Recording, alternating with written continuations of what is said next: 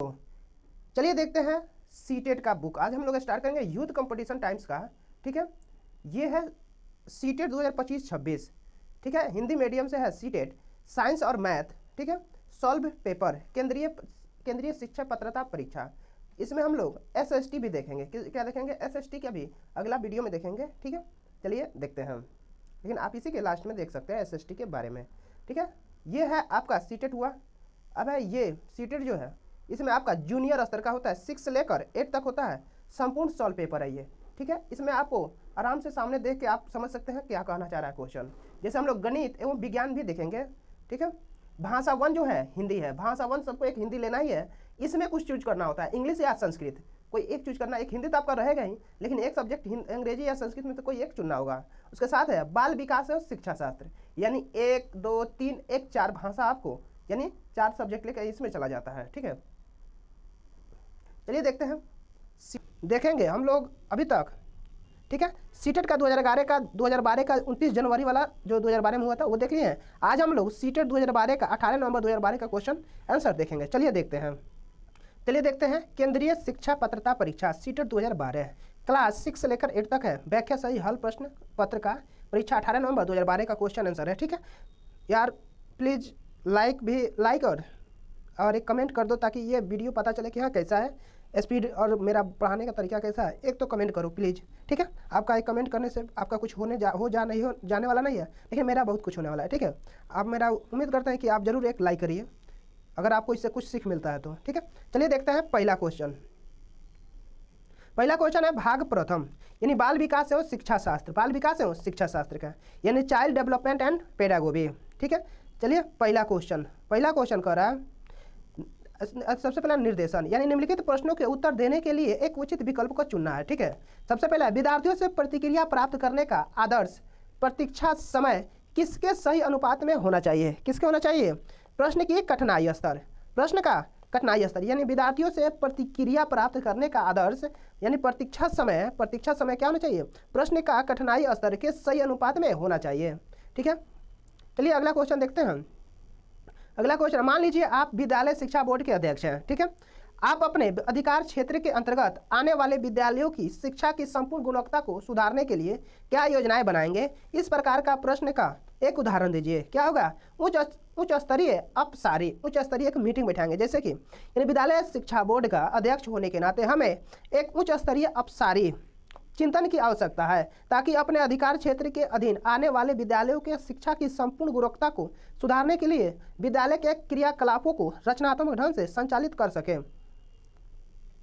सके तथा उसमें आने वाले व्यवधान को अपनी बुद्धि विवेक से सार्थक रूप से दूर कर सके। ठीक है, चलिए अगला क्वेश्चन है 3 नंबर क्वेश्चन कर रहा है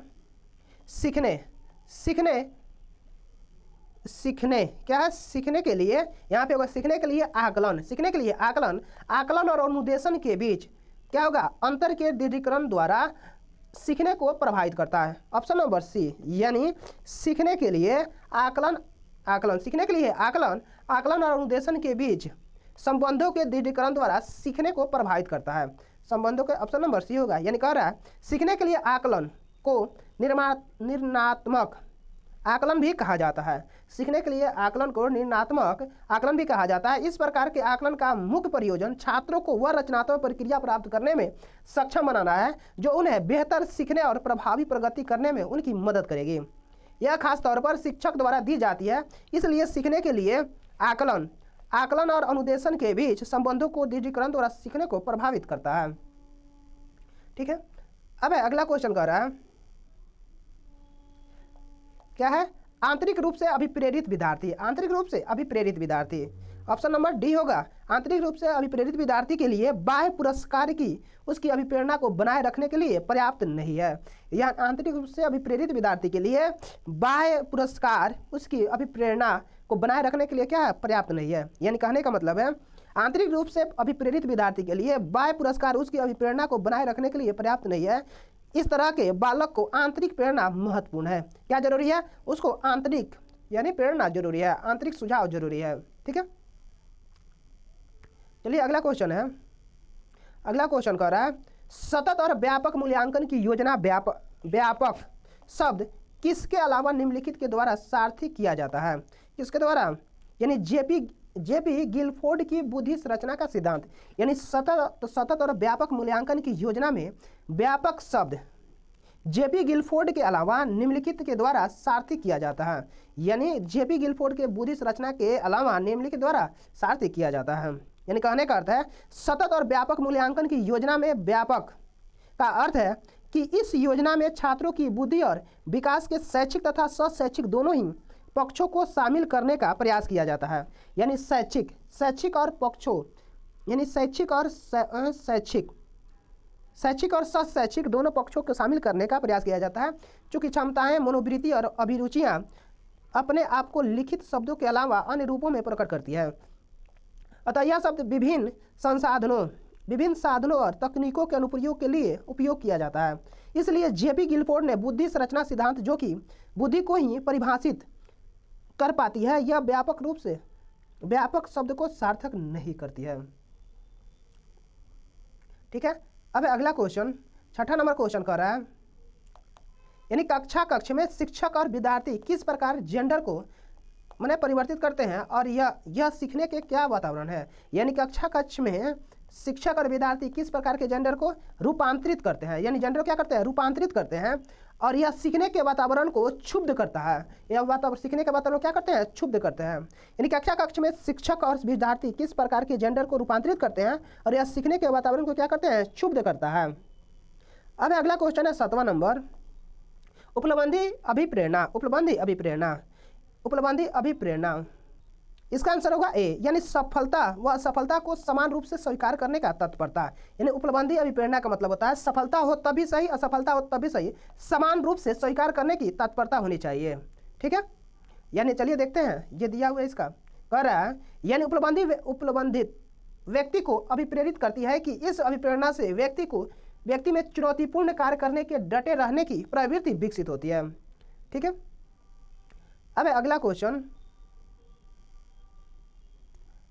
कह रहा है, विज्ञान के प्रयोगों में सामान्यतः लड़के उपकरणों का नियंत्रण अपने हाथों में लेते हैं और लड़कियों से आंकड़ों के रिकॉर्ड करने अथवा बर्तनों के धोने के लिए कहते हैं। यह प्रवृत्ति क्या दर्शाती है? यानी पुरुष और स्त्री की रूढ़िबद्ध भूमिकाएं विद्यालय में भी होती है।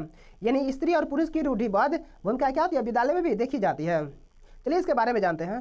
कह रहा है, यानी विज्ञान के प्रयोग में सामान्यतः लड़के उपकरणों को नियंत्रण अपने हाथों में लेते हैं। यानी विज्ञान के प्रयोग में सामान्यतः लड़के उपकरणों को नियंत्रण अपने हाथ में लेते हैं और लड़कियों से आंकड़े रिकॉर्ड करवाते हैं। लड़कियों से क्या करते हैं, आंकड़े रिकॉर्ड करवाते हैं। यह प्रवृत्ति यह दर्शाती है कि पुरुष और स्त्री की रूढ़िबद्ध भूमिकाएं विद्यालय से भी होती है। यानी पुरुष और स्त्री की रूढ़िबद्ध भूमिकाएं विद्यालय से भी होती है।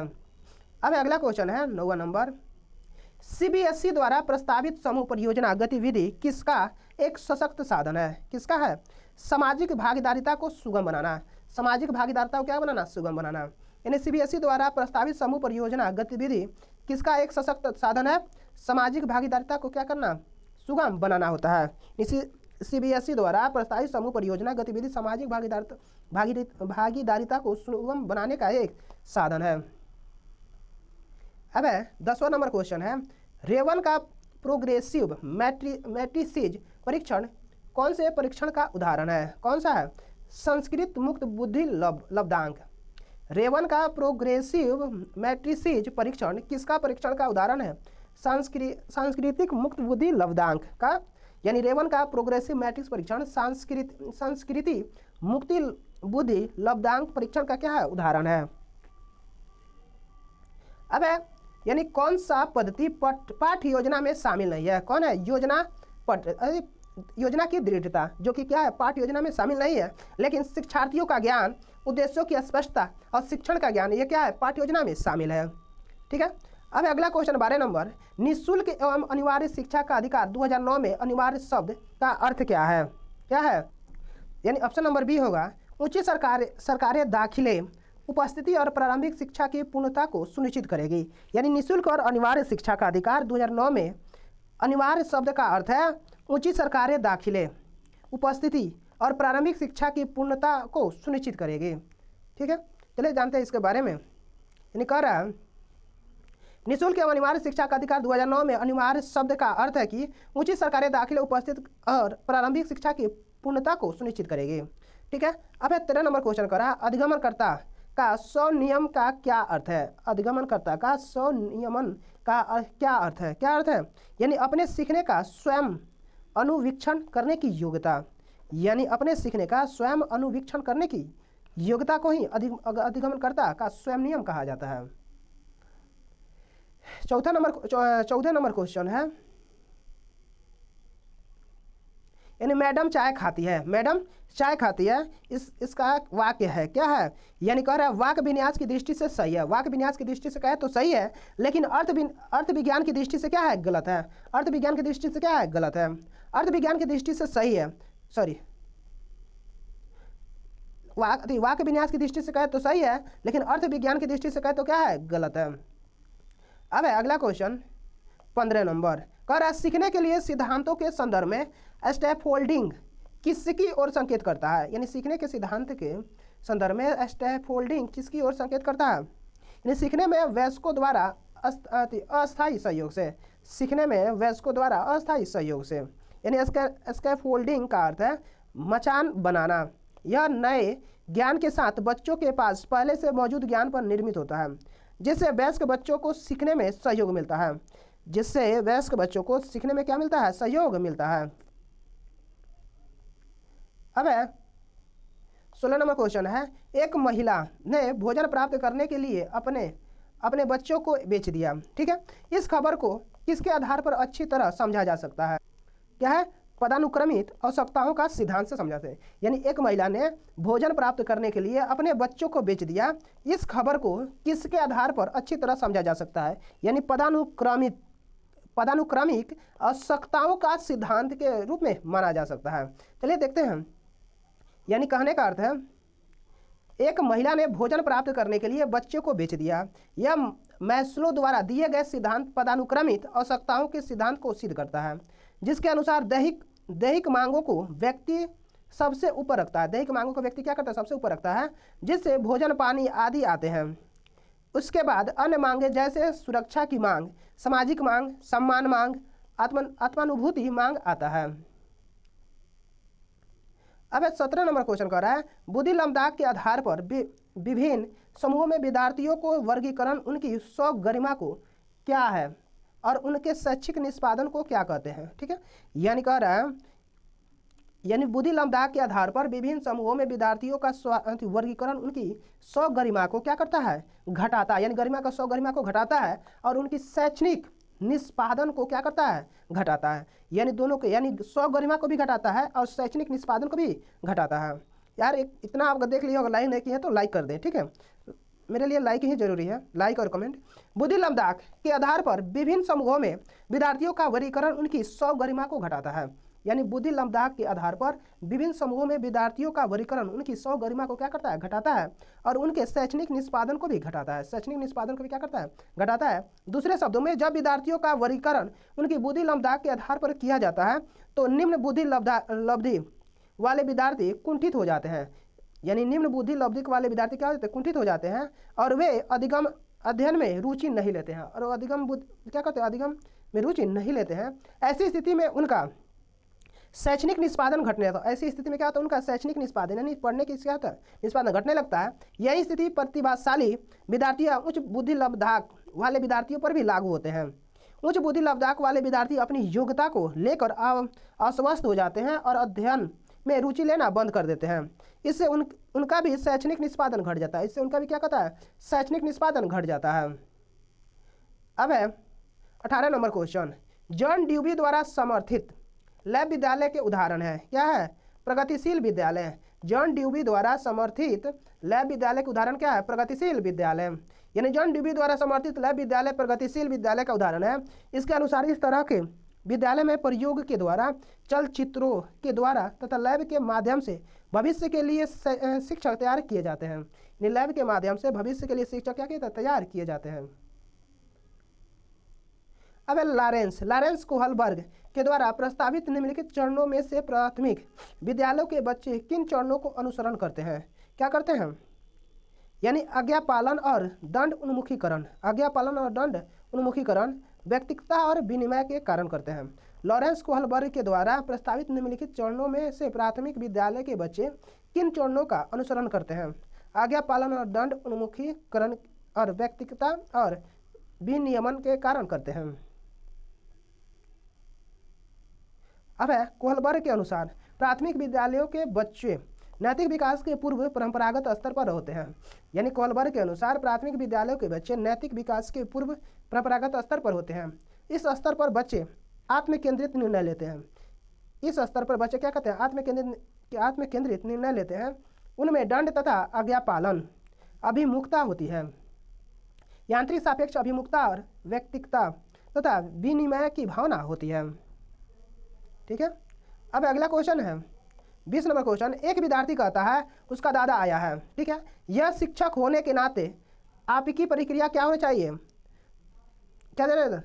यानी होगा बच्चे आप अच्छा आपके दादाजी आए हैं, ऑप्शन नंबर सी होगा। यानी कहने का एक विद्यार्थी कहता है उसका दादाजी आया है, तो एक शिक्षक होने के नाते आपकी क्या प्रक्रिया होनी चाहिए? अच्छा आपके दादाजी आए हैं। ठीक है। चलिए आगे देखते हैं हम। यानी कहने का अर्थ है यानी बच्चे अनुकरण द्वारा सीखते हैं। बच्चे क्या करते हैं? अनुकरण द्वारा सीखते हैं। वे शिक्षक के सही गलत या सभी तरीके का अनुकरण करते हैं। शिक्षक होने के कारण अभिभावकों के प्रति सम्मानीय शब्दावली का प्रयोग करना आपका एक उत्तरदायित्व है। अतः आप कहेंगे कि अच्छा आपके दादाजी आए हैं। ठीक है। अब अगला क्वेश्चन है 21 नंबर। 21 नंबर क्वेश्चन कर रहा है यानी किसके अलावा निम्नलिखित घटना वृत्तांत रिकॉर्ड की विशेषताएं हैं? किसका है? यानी यह व्यवहार का व्यक्तित्व साक्ष्य है। यह व्यवहार का क्या है? व्यक्तिनिष्ठ साक्ष्य है और इसलिए यह शैक्षणिक क्षेत्र के लिए प्रतिपुष्टि फीडबैक उपलब्ध नहीं करता। यानी इसलिए प्रतिपुष्टि फीडबैक उपलब्ध नहीं करता है। ठीक है। चलिए अगला क्वेश्चन है मिश्रित आयु वर्ग के विद्यार्थियों की कक्षा से व्यवहार रखने वाले शिक्षक के लिए किसका ज्ञान सर्वाधिक महत्वपूर्ण होता है? किसका होता है? विकासात्मक अवस्थाओं के। यानी मिश्रित आयु वर्ग के विद्यार्थियों की कक्षा से व्यवहार रखने वाले शिक्षकों के लिए किसका ज्ञान सर्वाधिक महत्वपूर्ण होता है? विकासात्मक अवस्थाओं के। यानी मिश्रित आयु वर्ग वाले विद्यार्थियों की कक्षा से व्यवहार रखने वाले शिक्षकों के लिए विकासात्मक अवस्था का ज्ञान सर्वाधिक महत्वपूर्ण है। अब अगला क्वेश्चन प्रतिभाशाली बच्चे क्या है? प्रतिभाशाली बच्चे बिना किसी की सहायता के अपने सामर्थ्य का पूर्ण विकास करते हैं। सॉरी ये नहीं होगा, ऑप्शन नंबर यही होगा। ठीक है। यानी क्या करते हैं? प्रतिभाशाली बच्चे बिना किसी की सहायता के अपने सामर्थ्य का क्या करते हैं? पूर्ण विकास करते हैं। पूर्ण विकास कौन करते हैं? बिना किसी की सहायता से। ठीक है। प्रतिभाशाली जो बच्चे होते हैं। अब अगला क्वेश्चन 24 नंबर संकल्पनाओं की व्यवस्थित प्रस्तुति विकास के निम्नलिखित किन सिद्धांतों के साथ संबंधित हो सकती है? किसके साथ? विकास सापेक्ष रूप से क्रमिक होता है। विकास क्या होता है? क्रमिक रूप से क्या होता है? विकास सापेक्ष रूप से क्रमिक। विकास सापेक्ष रूप से क्या होता है? क्रमित होता है। अब है अगला क्वेश्चन 25 नंबर शिक्षा का अधिकार अधिनियम 2009 के क्रियान्वयन के बाद कक्षा कक्ष क्या होता है? आयु के अनुसार अधिक समझातीय है। शिक्षा का अधिकार अधिनियम 2009 के क्रियान्वयन के बाद कक्षा कक्ष क्या होता है? आयु के अनुसार अधिक समझातीय होता है। अब बाल केंद्रित शिक्षा का समर्थन निम्नलिखित में से किस विचारक द्वारा किया जाता है? बाल केंद्रित शिक्षा का समर्थन निम्नलिखित में से किस विचारक द्वारा किया जाता है? जॉन ड्यूबी द्वारा। किसके द्वारा? जॉन ड्यूबी द्वारा किया जाता है। अब है 27 नंबर क्वेश्चन प्रतिभाशाली बच्चों के संदर्भ में संवर्धन का अर्थ है। क्या अर्थ है? ऐसे विद्यार्थियों का वर्तमान स्तर ग्रेड को छोड़कर अगले उच्च ग्रेड स्तर में प्रोन्नत करना।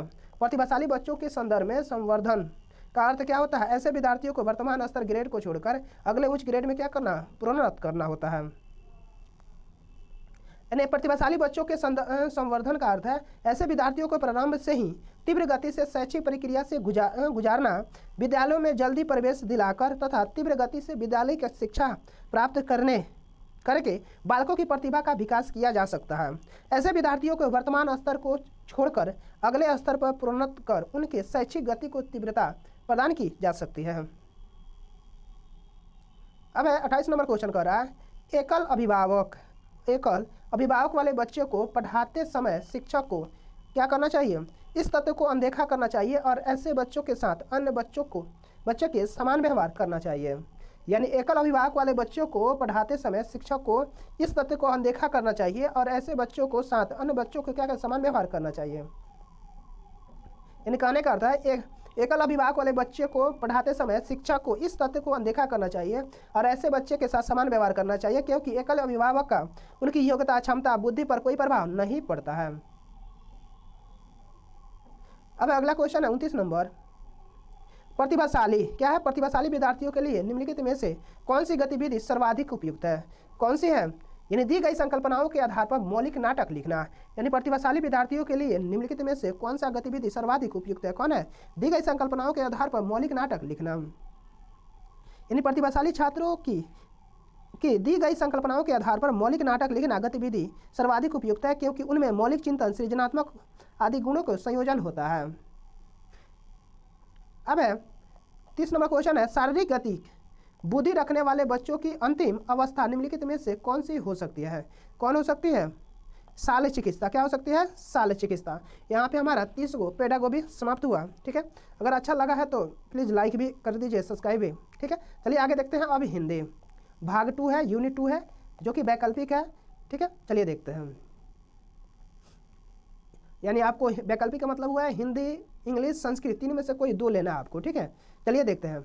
यानी निम्नलिखित पदांश को ध्यानपूर्वक पढ़कर इस पर आधारित प्रश्नों का उत्तर दीजिए। ठीक है, मेघ आए बड़े बन ठन के सवरे, आगे आगे नाचती गति, आगे आगे नाचती गाती ब्यार चली, दरवाजे खिड़कियां खुलने लगी गली गली, पाहुन जो आए हो गांव में शहर के, मेघ आए बड़े बनठन के संवर के, पेड़ झुक झाँकने लगे गर्दन उचकाए, आंधी चली धूल भागी घाघरा उठाए, बाकी चितवन उठा नदी ठिठकी घूंघट सर के, मेघ आए बड़े बनठन के संवर के, बूढ़े पीपल ने आगे बढ़कर जुहार की बरस बाद सुधी लिन्ही, बोली अकुलाई लता ओटको की वार की, अबे हर साय ताल लाया पानी परात भर के, मेघ आए बड़े बन ठन के सवर के, क्षितिज अटारी गहराई दामिनी दमकी, क्षमा करो गांठ खुल गई अब भरम की, बांध टूटा झरझर मिलन के अश्रु ढर के, मेघ आए बड़े बनठन के सवर के। ठीक है, अब यहाँ से 21 नंबर क्वेश्चन देखते हैं। कह रहा है मेघ आए बड़े बनठन के सवर के पंक्ति का भाव किससे है? किससे है? यानी कह रहा है बादल सज धज कर आए हैं। क्या है? बादल सज धज कर आए, यानी मेघ आए बड़े बनठन के सवर के पंक्ति का भाव किसमें है? बादल सज धज कर आए हैं। ठीक है, चलिए अगला क्वेश्चन देखते हैं। अगला कह रहा है मेघों के आने से लगता है, क्या लगता है? मानो गांव में शहर से मेहमान आए हैं। मेघों के आने से लगता है मानो गांव में शहर से क्या है? मेहमान आए हैं। ये हिंदी है। ठीक है, अपने से पढ़ के होता है।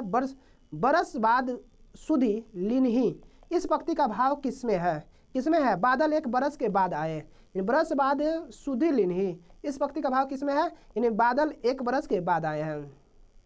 अब है 34 नंबर क्वेश्चन कर रहा है पूरी कविता में कौन सा अलंकार है? कौन सा है? मानवीकरण अलंकार। यानी पूरी कविता में कौन सी अलंकार है? मानवीकरण अलंकार। यानी पूरी कविता में मानवीकरण अलंकार है क्योंकि मेघ बादलों को मेहमान को मानव के रूप में हवाओं, पेड़ों, धूल, नदी, पीपल, लता, ताल आदि की क्रियाओं में मानव की क्रियाओं के रूप में प्रकट किया है। ठीक है, अब है बूढ़े पीपल ने किस प्रकार मेघों का स्वागत किया है? झुक कर प्रणाम करके। अब है पाहुन शब्द का क्या अर्थ है? मेहमान। पाहुन का शब्द क्या होता है? मेहमान होता है। ठीक है, यह है गद्यांश को ध्यानपूर्वक पढ़ना है और उसका आंसर देना है। चलिए पढ़ देते हैं। आपको अगर नहीं देखना है तो आज स्किप कर सकते हैं। ठीक है, 37 से लेकर 45 तक का क्वेश्चन के लिए प्लीज़ लाइक और शेयर करते रहिए। जीजू भाई न केवल बच्चों की क्षमताओं, बौद्धिकता में विश्वास व्यक्त करते हैं अपितु वे उनकी सृजनात्मकता में भी अगाध अवस्था रखते हैं। उनके अनुसार कुछ हत्याएं पिनल कोड की धारा के अधीन नहीं आती है। उनमें कानून वेताओं को अपराध जैसी कोई चीज़ें नजर नहीं आती। कानून वेताओं की न्याय नीति संबंधी मर्यादाएं सिर्फ पिनल कोड से संबंधित बंधी होती है। शिक्षा शास्त्रियों के पास राज्य, रूढ़ि अथवा धर्म की कोई सत्ता नहीं है।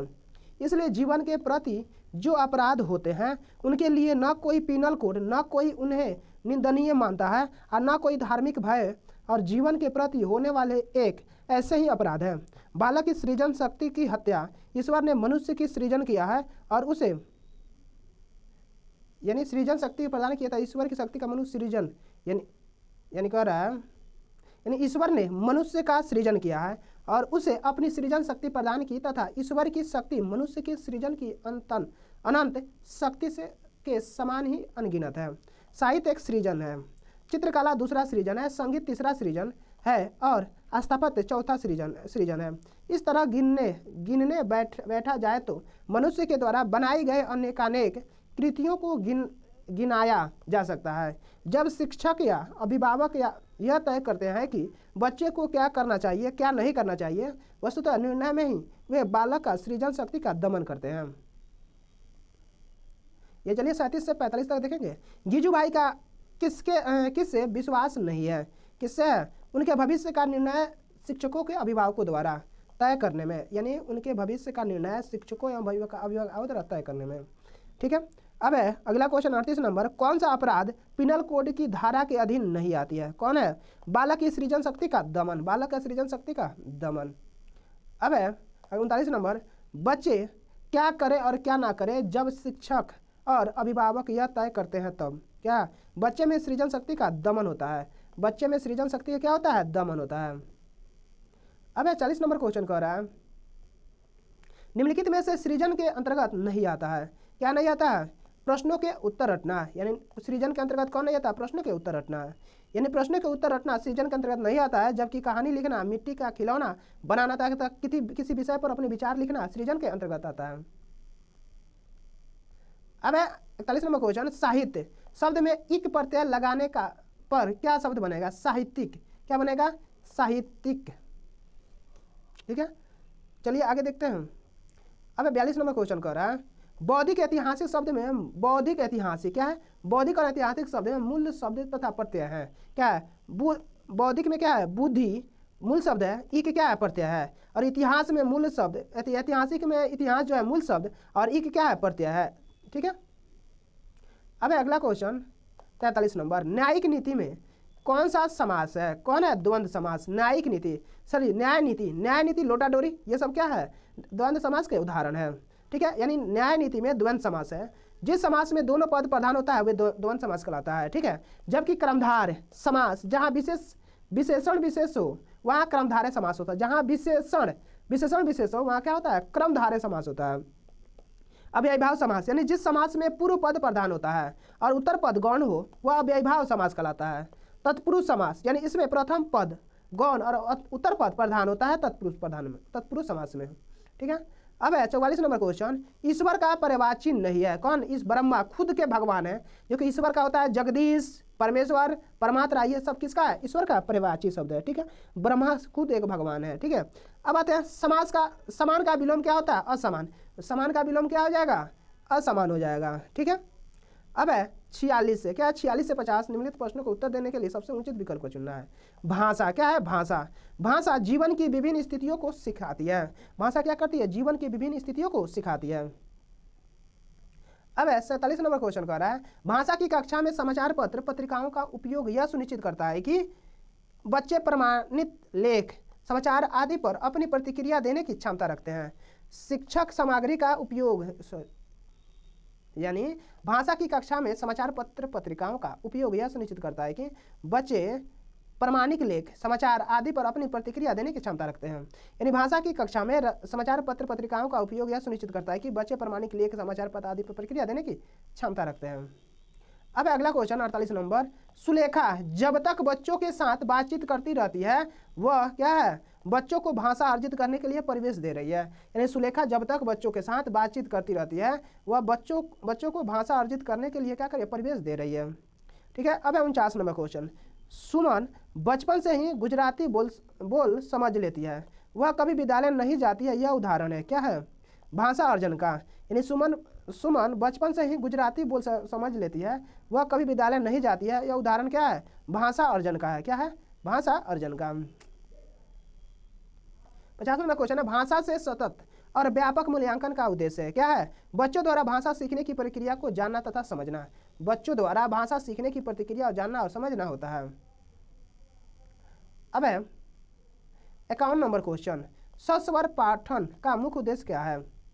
क्या है? बच्चों की पढ़ने संबंधी झिझक को समाप्त करना, बच्चों के पढ़ने संबंधी झिझक को क्या करना है, समाप्त करना है। ये स्वस्वर पठन का मुख्य उद्देश्य बच्चों की पढ़ने संबंधी झिझक को समाप्त करना। स्वस्वर पाठन में सभी बच्चे एक साथ पाठ का उच्चारण करते हैं और ऐसा करते समय जो संकोची और शर्मीले स्वभाव के बालक होंगे उन्हें भी पाठन में रुचि होगी, उन्हें भी क्या होगी, पाठन में रुचि होगी।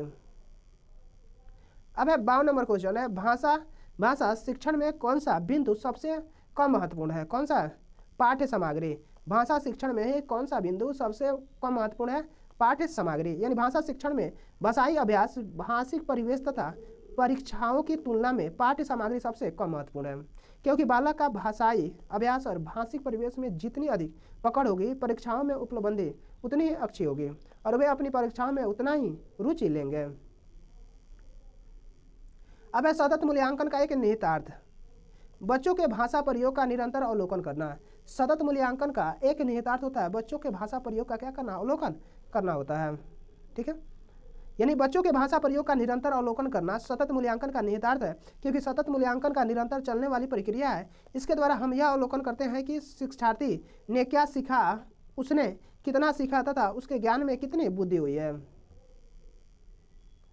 अब भाषा के आधारभूत कौशल क्या होगा, हमेशा अर्जित किए जाते हैं। यानी भाषा के आधारभूत कौशल क्या, हमेशा अर्जित किए जाते हैं। भाषा के आधारभूत कौशल हमेशा अर्जित किए जाते हैं। तब भाषा एक अर्जित किए जाने की प्रक्रिया है, क्योंकि बच्चों का पहला विकास उसके वातावरण पर आधारित होता है और भाषा अर्जन के लिए वह अपने परिवार और वातावरण पर निर्भर रहता है, जबकि भाषा अधिगम में ऐसा नहीं है। भाषा अधिगम में ऐसा नहीं है।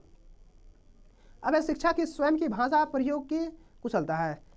अब शिक्षा की स्वयं की भाषा प्रयोग की कुशलता है क्या है, यानी बच्चों के भाषा प्रयोग के लिए आदर्श रूप से प्रस्तुत करती है। यानी बच्चों के भाषा प्रयोग के लिए आदर्श रूप से क्या करती है, प्रस्तुत करती है। शिक्षा के स्वयं की भाषा प्रयोग की कुशलता बच्चों को भाषा प्रयोग के लिए आदर्श रूप से प्रस्तुत करती है, क्योंकि शिक्षक का जितना स्वयं की भाषा पर पकड़ होगा तथा उसके जो गुण होते हैं बच्चों की पूरी तरह से अनुकरण करते हैं। अतः शिक्षक को भाषा की कुशलता का पूरा प्रयोग करना चाहिए।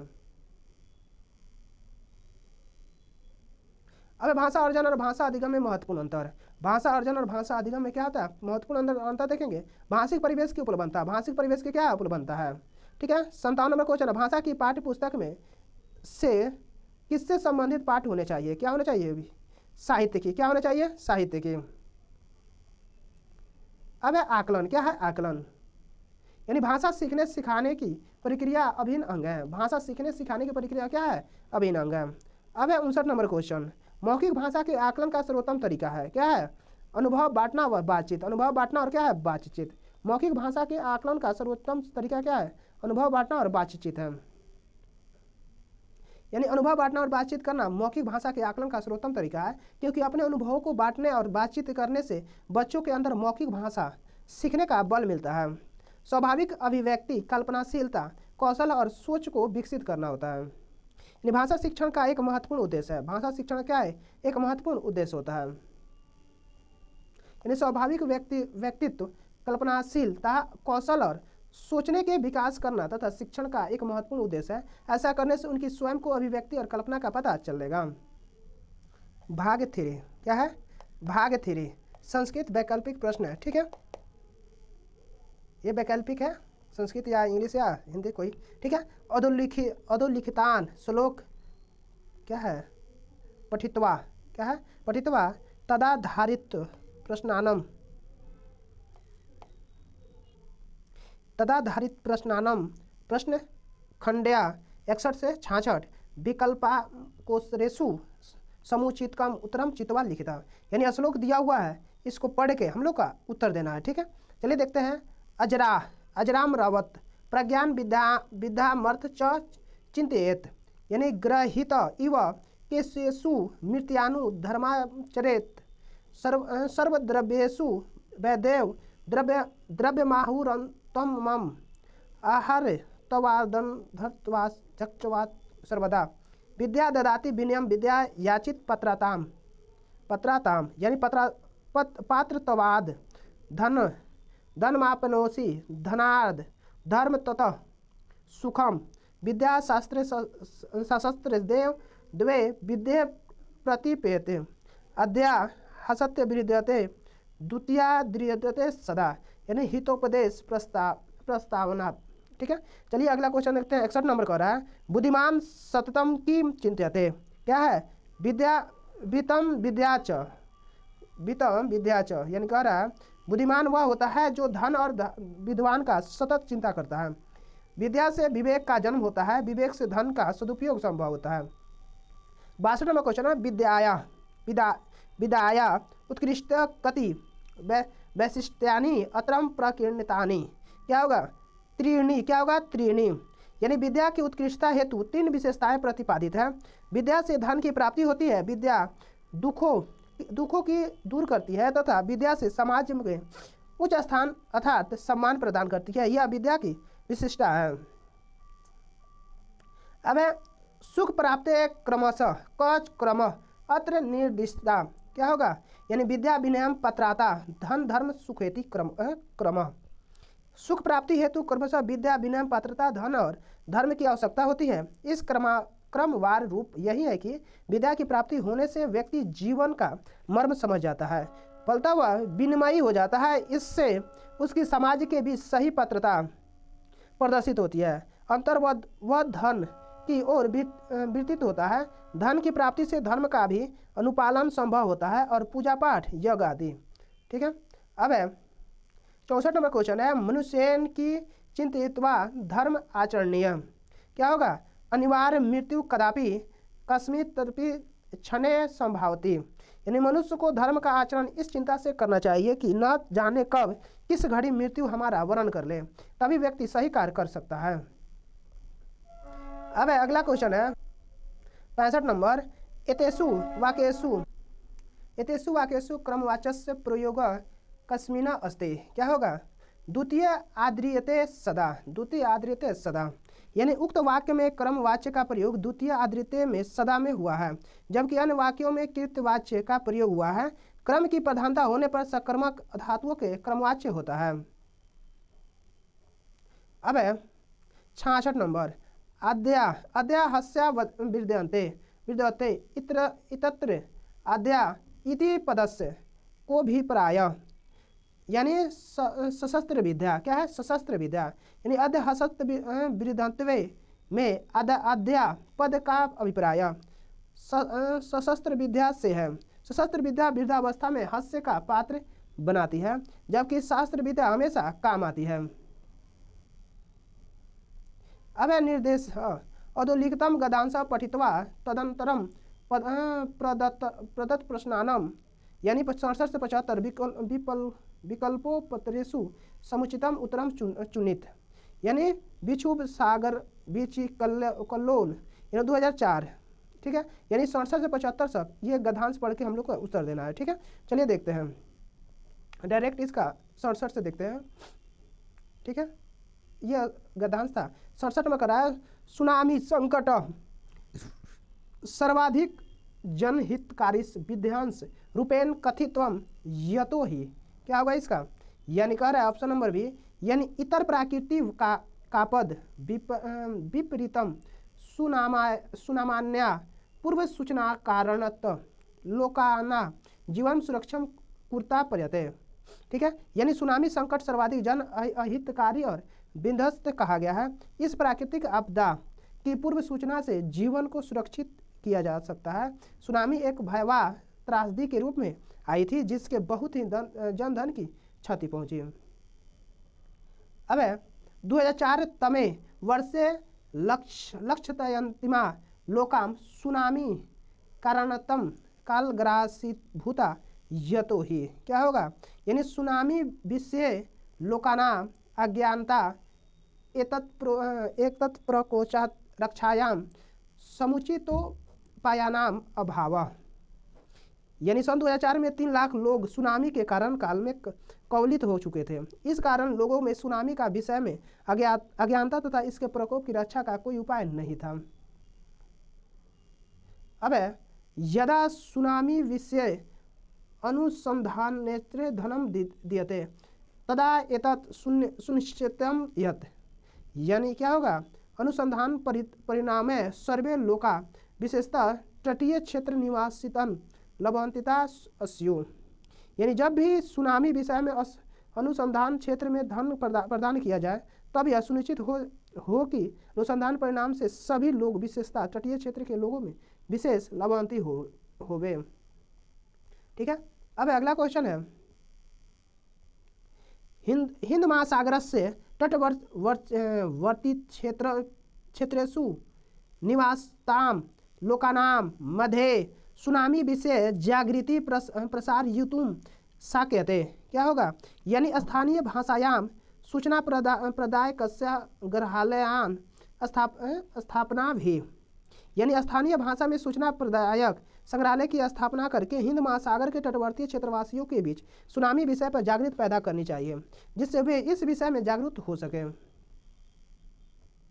अब 26/12/2004 में तमे दिने प्रातः वैज्ञानिकम अधिकारिण सचित किम अकुर्वन् इतस्य विवरणस्य पंजीकरणम् एतज्जातुनम् आवश्यकतां यत्, यानी तय भयकार सुनामी प्रकोप विषये पर्याप्तेषु पूर्वासूचना प्रदत्त, यानी तय सर्वाधिका सुरक्षोपाय विहिता आसान, यानी इसका आंसर क्या होगा, ऑप्शन नंबर ए होगा, यानी तय भयंकर सुनामी प्रकोप विषय प्राप्त आश्रयसु पूर्वासूचना प्रदाता सुनिश्चित। ठीक है, 26/12/2004 को प्रातःकालीन वैज्ञानिक एवं अधिकारियों ने भयंकर सुनामी के प्रकोप के विषय पर पर्याप्त रूप से पूर्व सूचना प्रदान की है, ताकि लोगों को संप्रति संकट से आसानी से रक्षा कर सके और इस महामारी से बचाने के उपायों के बारे में सोचे। अब 72 नंबर क्वेश्चन कह रहा है, सुनामी गति विषय लोकानाम अज्ञानम आसीत इति वाक्ये आसीत इति क्रियापदस्य कर्तृपदम किम। क्या होगा, यानी अज्ञानम, क्या होगा, अज्ञानम, यानी सुनामी विषय पर प्रायः सभी अपचिरित थे, अर्थात सुनामी गति विषय लोकानाम अज्ञान आसीत, इस वाक्य से आसीत अज्ञान क्रियापद का क्रियापद है। ठीक है, अगला क्वेश्चन है, सुनामी विषय जागरूकतस्य प्रधानातिरिक्तम अस्वामी तटीय निवासिनम प्रतिबोधनीया यत् कछवन स्वातीयनां प्रवाल पाषाण खंडनाशम च रक्षा स्वायत्तम वर्तते यतो ही। क्या होगा, यानी सुनामी प्रतिकूलति प्राकृतिक निरोधकता भवन्ति। सुनामी विषय पर जागरूकता के लिए हमें तटीय निवासियों को यह जानकारी देनी चाहिए कि कक्ष वनस्पतीय प्रणाली प्रवाल एवं पाषाण खंडों का संरक्षण बहुत ही आवश्यक है, क्योंकि सुनामी का कारण प्राकृतिक निरोध ही है। अब 74 नंबर, भूकंप विशेषज्ञानां अनुसंधान परिणामे निम्न स्तरेऽपि कार्य कुर्वन्तः अवगमनीयत इति वाक्ये निम्न स्तरेऽपि इत्यादि किम तपस्यम। क्या होगा, ऑप्शन नंबर बी होगा, यानी भूकंप विशेषज्ञ अनुसंधान परिणामे निम्न स्तरेऽपि कुर्वन्ते। ठीक है, इस वाक्य में निम्न स्तरेऽपि का आशय तटवर्तीय सामान्य जनता स्तरे, अर्थात यहाँ पर निम्न का अभिप्राय तटवर्तीय सामान्यों को भी इस विषय में जानकारी होने से है। अब 75 नंबर क्वेश्चन है, समाजस्य समक्षम एकम आह्वानम संस्थापितम अस्य वाक्यस्य कर्तृपदम किम। क्या होगा, सामुद्रिक विचिकल्लोलय, समाज के समक्ष एक आह्वान स्थापित करना चाहिए, अर्थात सामंजस्य समक्षम एकदम आह्वान स्थापित, इस वाक्य के कृतपद है सामुद्रिक विचिकल्लोलय है। ठीक है, अब निर्देश सर्वाधिक सीमांचन विकल्प चित्वा निम्नलिखित प्रश्नानाम उत्तरम दित्वा। 76 नंबर से प्रश्न, यानी बालानाम निःशुल्क आवश्यक शिक्षा अधिकार अधिनियमानुसार 2009 शिक्षा स्वरूपम किदक भवति भवेत। क्या होगा, छात्रानुकूलित गतिविधि अनुसंधान प्रदर्शन द्वारा शिक्षण, यानी छात्रों के अनुकूल गतिविधि और अनुसंधान प्रदर्शन के द्वारा शिक्षा प्रदान करने वाला बाल निःशुल्क आवश्यक शिक्षा अधिकार अधिनियम 2009 का स्वरूप है। इसके द्वारा 6 से 14 वर्ष के बालकों को निःशुल्क अनिवार्य शिक्षा का प्रदान किया गया है। अब है, प्रत्येक शिक्षार्थी विशिष्ट अधिगमशल्या पठित केचन पाठ्यपुस्तकम पठित्वा अवगच्छन्ति केचन अध्यापकम सावधानम शृण्वन्ति अन्ये च गतिविधिषु संलग्नं भूत्वा अनुभवे शिक्षां प्राप्नुवन्ति इदम अधिकृत्य अध्यापकेन की कर्तव्यम। क्या होगा, यानी व्यक्ति क्षमता विकास छात्रा कला नृत्य संगीत गतिविधिषु प्रतिभागित्वा स्वीकृण्यु इत्यर्थ परामर्श दातम।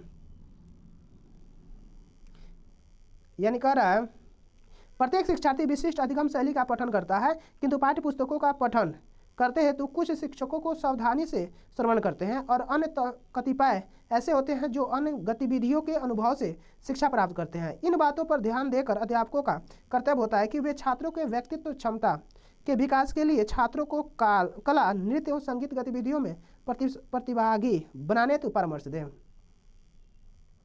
अब 78 नंबर क्वेश्चन कर रहा है अद्य प्रारंभिक स्तरे गीत श्लोके गायन महत्व संबंधानि कानिचित वाक्यानि लिखितानि किम कथनम असमीचीनम। क्या होगा, ऑप्शन नंबर सी होगा छात्राणाम अनुकरणात्मक कौशल विकसित भवेत। ठीक है, अगला क्वेश्चन, अगला इसी में चलिए इसका जानते हैं विस्तार से। कह रहा है एक अध्यापक रचनात्मक मूल्यांकन हेतु छात्रों को एक लघु कथा लेखन संबंधी कार्य प्रदान करता है। इससे छात्रों की मौलिक रचनात्मक अभिवृद्धि, रुचिकर चरित्र एवं व्याकरण निष्ठा भाषा का बोध होता है। अब 79 नंबर क्वेश्चन कहता है एका अध्यापिका रचनात्मक मूल्यांकन कार्यार्थ छात्रेभ्य लघु कथा लेखनम संबंध कार्य प्रचलति अस्य कार्यस्य मूल्यांकनार्थ किम सर्वाधिकम महत्वपूर्ण। क्या होगा, यानी मौलिक रचनात्मक कथा सामग्री रुचिकराणि चरित्राणि व्याकरणानिष्ठ भाषा च। यानी कह रहा एक अध्यापक रचनात्मक मूल्यांकन हेतु छात्रों को एक लघु कथा लेखन संबंधी कार्य प्रदान करता है। इसमें छात्रों की मौलिक रचनात्मक अभिवृद्धि, रुचिकर चरित्र एवं व्याकरण निष्ठा भाषा सर्वाधिक महत्वपूर्ण है। इससे छात्रों के मौलिक रुचि, चरित्र इत्यादि के बारे में जानकारी प्राप्त की जाती है। अब 80 नंबर क्वेश्चन कर रहा है तटीय कक्षाया एका छात्रम कथयति स कथयति इदम की प्रदर्शनीयति।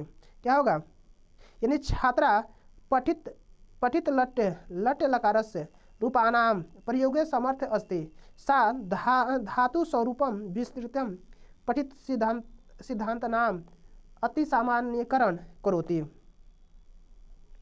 यानी तृतीय कक्षाया एका छात्र कथयति सकथित यह वाक्य प्रदर्शित करता है कि छात्रा पठित लट लकार के रूप को प्रयोग करने में समर्थ है, किंतु वह धातु स्वरूप को विस्मृत कर पढ़े हुए सिद्धांतों का अति सामान्यकरण करता है। अब सरिता भाषा कक्षायां बृहत् पुस्तकानि प्रयोग करोति। बृहत् पुस्तकानि इति संकल्पनास्य अभिप्रयोग अस्ति। क्या होगा, मिलित्वा वचनार्थ सचित्रम पाठ्यवस्तु युक्त बृहत् पुस्तकानि। यानी अध्यापिका बालकम पृच्छति बालका अध्यापिका पृच्छति, इन दोनों वाक्यों से यह स्पष्ट होता है कि यह विभक्ति परिवर्तन होता है तो वाक्य का अर्थ भी बदल जाता है। अब 82 नंबर क्वेश्चन कह रहा है निम्नलिखित वाक्यांश पठत। यानी अध्यापिका बालकम पृच्छति बालका अध्यापिका पृच्छति किम स्पष्टीकृतं तुर्म इदम समीचीनम उदाहरणम। क्या होगा, ऑप्शन नंबर ए होगा यदि विभक्ति परिवर्तनम भवन्ति वाक्यस्य अर्थ अपि परिवर्तते। ठीक है, यहाँ पे हमारा 82 क्वेश्चन। अब 83 नंबर क्वेश्चन कह रहा है 82 देखते हैं इसका सोल्यूशन। यानी अध्यापिका बालांक अध्यापिका बालकम पृच्छति बालका अध्यापिकम पृच्छति। इन दोनों वाक्यों से यह स्पष्ट होता है कि यदि विभक्ति परिवर्तित होता है तो वाक्य का अर्थ भी बदल जाता है, क्योंकि विभक्ति कारण लिंग काल इत्यादि अर्थ परिवर्तन में सहायक होते हैं। अब 83 नंबर क्वेश्चन देखते हैं। यका प्रज्ञांशु बालक नवीन विद्यालय चतुर्थ कक्षा प्रविशति अध्यापका मिश्रित प्रतिक्रिया प्रदर्शयन्ति निम्नलिखितेषु किम कथम समाविष्टम शिक्षा प्रदर्शयन्ति। क्या होगा, 83 का आंसर क्या होगा, ऑप्शन नंबर बी होगा। कह रहा है शोभनम अनेन छात्रम परंपरा मिलित्वा पनुश्चत परंपरम सहायत कुर्तम अवसरान प्रास्यन्ति। ठीक है, यानी कह रहा है कक्षा प्रयोजन के अंतर्गत एक शिक्षक छात्रों को पाचन काल का शिक्षण देना चाहता है। एक छात्र अभिभावक इस आपत्ति करता है तो यह अध्यापक का यह कर्तव्य होता है कि अभिभावक के भावों का आदर कर छात्रों को संप्राप्ति कक्षा प्रयोजन से दूर होने का परामर्श दें। ठीक है, अब 84 नंबर क्वेश्चन कर रहा है। 84 नंबर है कक्षा प्रयोजन अंतर्गत एक अध्यापिका छात्रेभ्य पाचन कालाय सामान्य प्रशिक्षणं दातुम् इच्छति।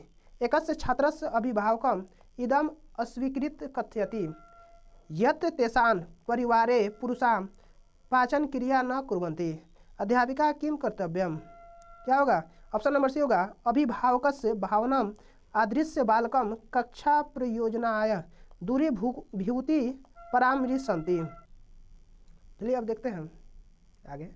कक्षा प्रयोजन के अंतर्गत एक शिक्षक छात्रों को पाचन कला का प्रशिक्षण देना चाहता है। छात्र अभिभावक इस पर आपत्ति करता है तो यह अध्यापक का यह कर्तव्य होता है कि अभिभावक के भावों का आदर कर छात्रों को संप्राप्ति कक्षा प्रयोजन से दूर होने का परामर्श दें। ठीक है, अब 85 नंबर क्वेश्चन है एक आंडल भाषाध्यापक प्रथम कक्षायां छात्राणां जैने वस्तुभिः च संबंध शब्दानां परिचयं कारयति। निम्नलिखितेषु शब्द शिक्षणं सिद्धांत सर्वोदय किम परिस्थिति नुगुणम अस्मि चिन्हम। क्या होगा? ऑप्शन नंबर क्या होगा? ऑप्शन नंबर डी होगा छात्रा वर्तिनम आश्रित नवीन शब्दम शीघ्रतम अधिगच्छन्ति। ऑप्शन नंबर डी होगा छात्रा वर्तिनम आश्रित नवीन शब्दनाम शीघ्रम अधिगच्छति। यानी एक अंग्रेजी भाषा अध्यापक पहली कक्षा के छात्रों को कुछ वस्तुओं को दिखाकर उनसे बने अंग्रेजी शब्दों का परिचय कराता है। इससे छात्र उस वस्तु के शब्द को आसानी से समझ जाता है। और चौथा वाक्य अस्मि चिन्ह है। ठीक है, अब 86 नंबर क्वेश्चन का होता है समाविष्ट कक्षाम आश्रित निम्नलिखित युक्तियम अस्मि चिन्ह अस्ति। क्या होगा? ऑप्शन नंबर डी होगा विभिन्न विषयानाम संदर्भे अनुकूलित संशोधित विकल्पनात्मक गतिविधियाँ। यानी समाविष्ट कक्षा में विभिन्न विषयों के संदर्भ में अनुकूलित संशोधित विकल्पनात्मक गतिविधि अस्मि चिन्ह है। ठीक है, अब 87 नंबर क्वेश्चन है यानी व्याकरण कथम पाठनीयम। क्या होगा? संदर्भगत अभ्यासनेन। यानी संदर्भित अभ्यास द्वारा व्याकरण को पढ़ना चाहिए क्योंकि निरंतर अभ्यास से व्याकरण का ज्ञान बढ़ जाता है। अब 88 नंबर है पंचमया कक्षाया छात्राणाम अवबोधन क्षमताया विकासाय क प्रविधि न्यूनताय प्रभावशाली। क्या होगा? क्या होगा?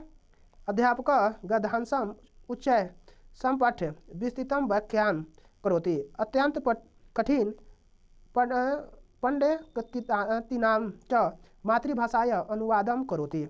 यानी 5वीं कक्षा के छात्र के लिए अवबोधन क्षमता के विकास के लिए समानता प्रभावशाली विविध है कि अध्यापक गद्यांश को ऊंचे स्वर में पढ़कर उसकी विस्तृत व्यवस्था करें और जो भी कठिन पंक्तियां हो उन्हें मातृभाषा में अनुवाद करें।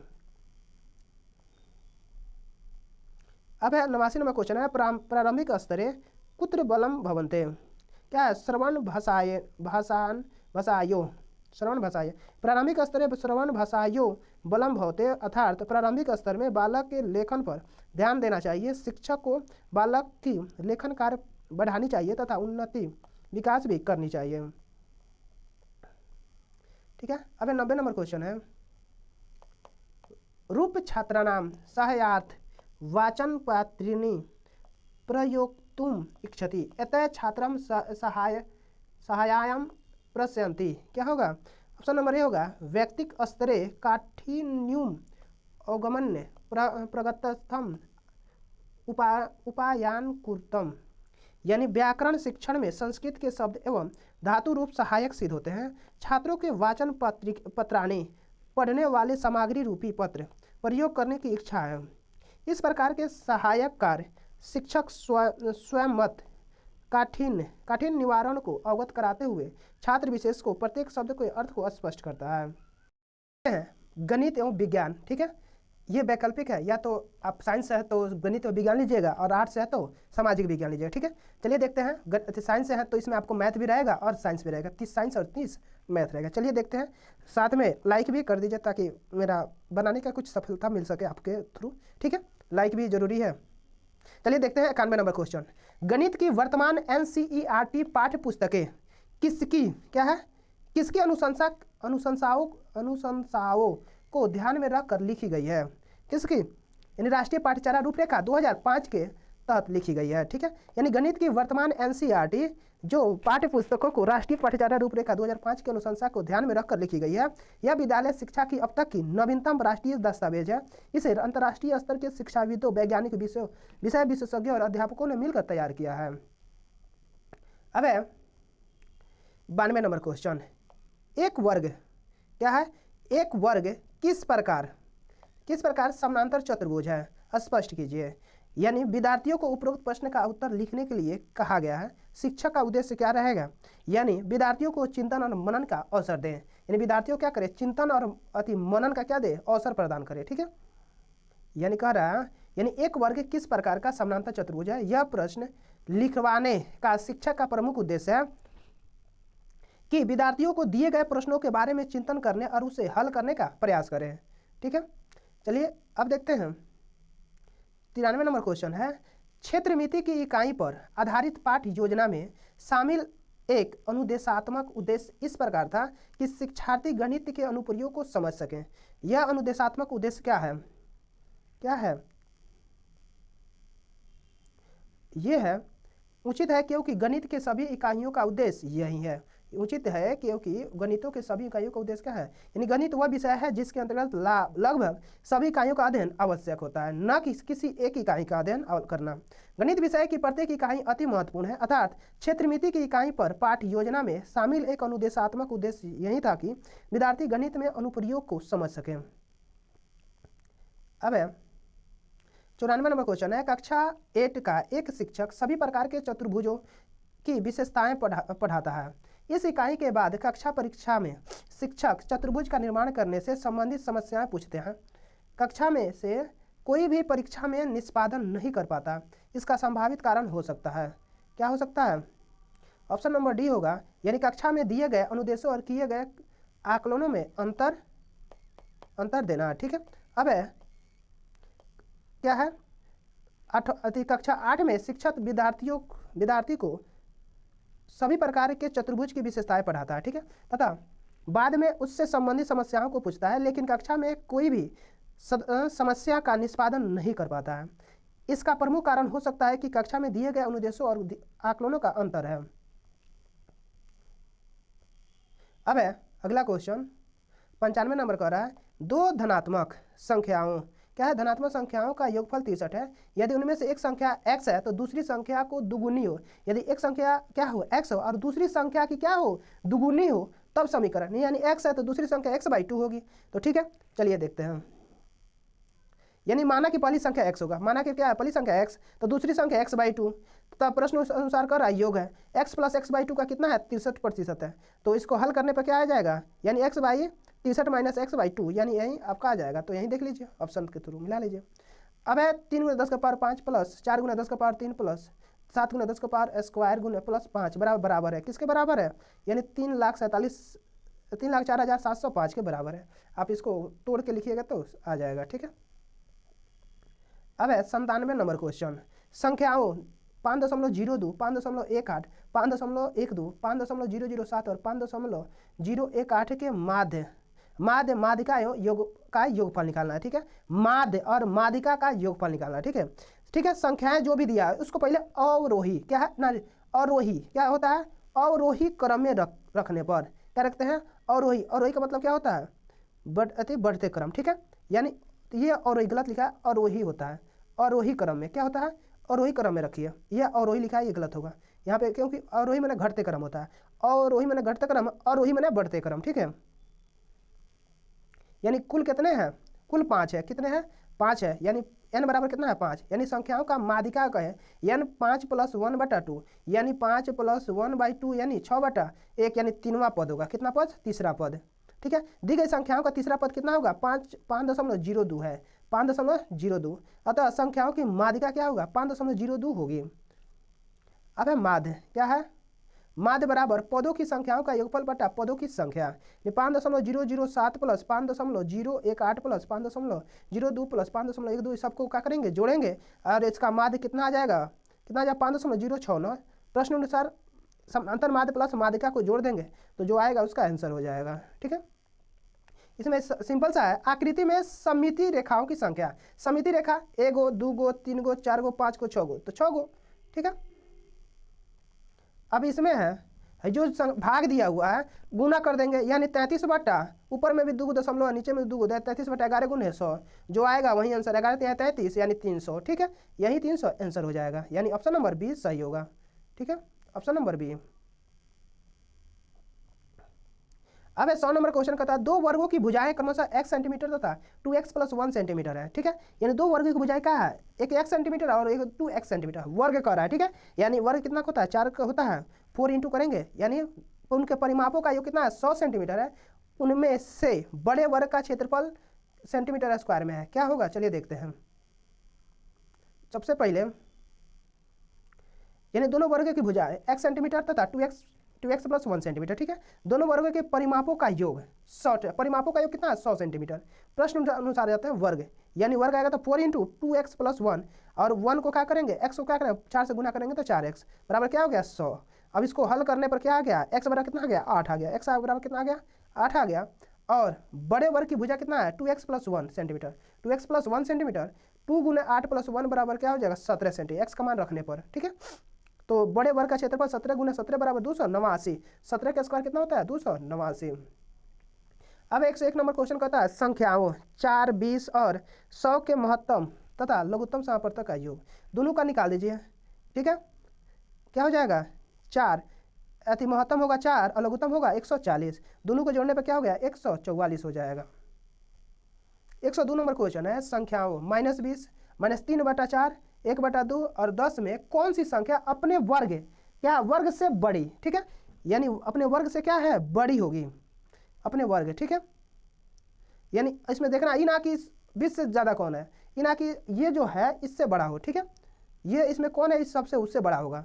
चलिए देखते हैं, जो 22 में होता है वही बड़ा होता है। चलिए देखते हैं, यदि गई संख्या इतना है तो एक, ठीक है, तो संख्या के वर्ग से बड़ी, यानी -20 का स्क्वायर करेंगे तो कितना हो जाएगा? 400। -3/4 का वर्ग करेंगे तो 9/16 हो जाएगा, जो कि बड़ा है। और 10 का स्क्वायर करेंगे तो 10 का स्क्वायर करेंगे तो 100 हो जाएगा। 1/2 का वर्ग करेंगे, 1/2 बड़ा होगा 1/4 से, यानी 1/2 का वर्ग कितना होता है? 1/2 1/4।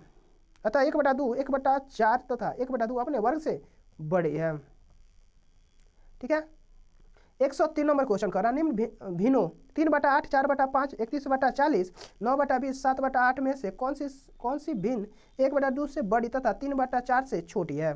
कौन सा होगा? 7/10। चलिए कैसे होगा? सबसे पहले जितना भी दिया है उसको हम क्या करते हैं? उसको हम क्या करते हैं? दशमलव में कर देते हैं। जो भी है दशमलव में कर दीजिए। दशमलव में जब कर दीजिएगा तो वो आपको पता चल जाएगा कौन बड़ा है किससे। ठीक है, वही आ जाएगा अंत में 7/10 आंसर इसका। कितना आ जाएगा? 7/10। ठीक है, चलिए देखते हैं। अब है 104 नंबर क्वेश्चन कर रहा है यदि a क्यू बराबर इतना दिया है, 3 के क्यू इतना दिया है, इतना दिया हुआ है। ठीक है, तो ए बी सी का मान बता रहा है। तो ठीक है, सब 1 बाई 1 कर देंगे तो सबका a क्यू का a का मान कितना? 2 हो गया, b का मान 19 हो गया, c का मान 56 हो गया। तीनों को जोड़ देंगे, जो मान आएगा वही आंसर हो जाएगा, यानी 77 आया आंसर हो जाएगा। ठीक है, अब है 105 नंबर क्वेश्चन। आकृति में ए बी सी एक त्रिभुज है, यानी ए बी सी क्या है? त्रिभुज है। कोण ए बी डी की माप डिग्री में देखना है। ए बी डी कौन है? ए बी डी, यानी बी का मान निकालना है। ठीक है, चलिए देखते हैं। एक सरल रेखा का बना कोण कितना होता है? 180 डिग्री। मानिए कोई एक सरल रेखा है, उसका कोण कितना बनता है? 180 डिग्री का। तो कोण ए डी बी, ठीक है, ये छोटा वाला त्रिभुज में देखते हैं, ये छोटा वाला त्रिभुज। ठीक है, का कोण 180 - 119 डिग्री, 180 - 119 डिग्री। ठीक है, तो कितना हो गया? 61 डिग्री। अब है यहाँ पे 119 डिग्री है। ठीक है, अब है कोण ए डी बी बराबर 61 डिग्री आ गया। तो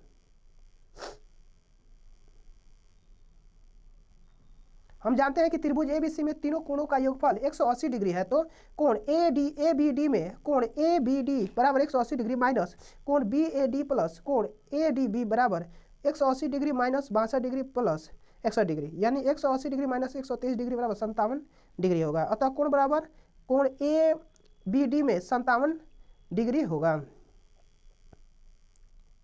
अब 106 है, किसी घन का आयतन 125 सेंटीमीटर क्यूब है। किसी घन का आयतन कितना 125 सेंटीमीटर क्यूब है। इसके एक फलक का क्षेत्रफल है कितना होगा 25 सेंटीमीटर स्क्वायर। ठीक है, कैसे होगा चलिए देखते हैं। घन का आयतन क्या होता है 125 सेंटीमीटर। ठीक है, माना घन की एक भुजा की लंबाई a सेंटीमीटर। ठीक है, और अतः घन का आयतन क्या है a क्यू, तो a क्यू का मतलब क्या हो जाएगा 5 का क्यू बराबर a क्यू, यानी a बराबर क्या हो गया 5 सेंटीमीटर।